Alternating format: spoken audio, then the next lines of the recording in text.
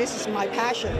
You just want to be able to get the opportunity to have amazing roles, because it's true, as your age gets, the numbers go up, the opportunities of good roles go down, and the box gets smaller.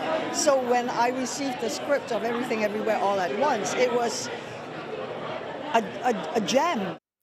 That is the radiant, effervescent, intelligent actress Michelle Yeoh. She is the first Asian woman to be nominated for Best Actress at the Academy Awards. Even though the Oscars are more than a month away, her nomination is just one example of how Asian American Pacific Islander representation has already won big.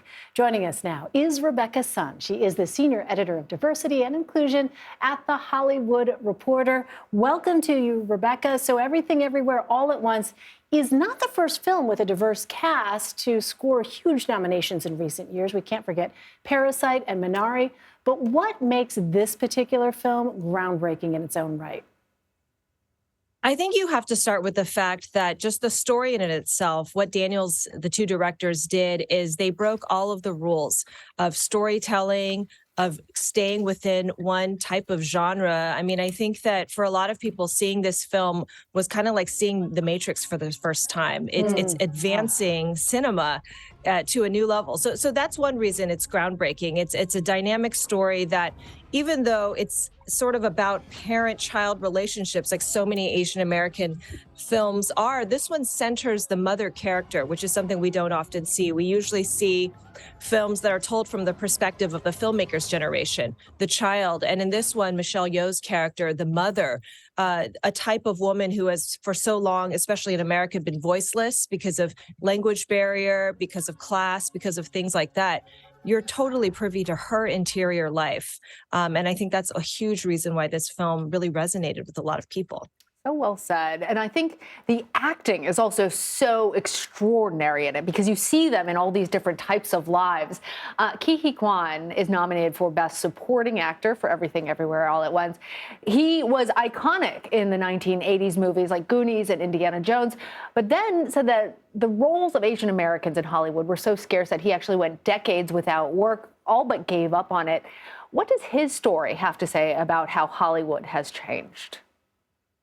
His story really is a tale of missed opportunities for decades, and missed opportunities by Hollywood, because as you can see, his talent was already there. And I think that the fact that he not only is now making a comeback, but was able to have such a rich, multidimensional, and I mean that pun intended, role does show that these opportunities have drastically changed. Not so much a comment on how wonderful Hollywood is now, but more a comment of how scarce those roles were between 1980 and 2020s, Yeah, absolutely. And as we're watching the clip here of him in action, literally, you can't help but cheer for him and his character in the film as well. So Everything Everywhere All at Once is not the only film with AAPI nominees. Actors and people involved behind the scenes in other films like The Whale and Turning Red have also earned nominations. And I wonder, Rebecca, how would you characterize this particular moment in Hollywood for the AAPI community?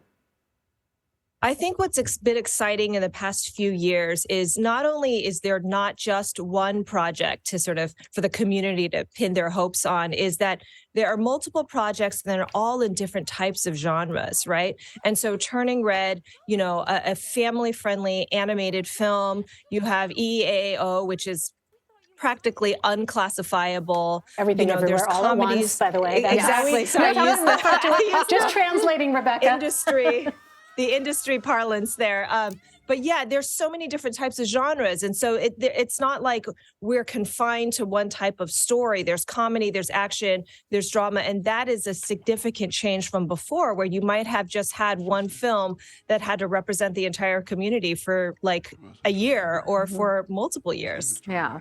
So it's wonderful that there is this type of progress, Rebecca. But Elaine and I have also talked in the same vein about representation mattering, about one of the really sad parts of this past year when it comes to Asian America and acting, K-pop, the very first all Asian American Broadway musical to actually be there the first word of Korean that was actually ever uttered on a Broadway stage, closed immediately. Some questions about racism in a review from the New York Times.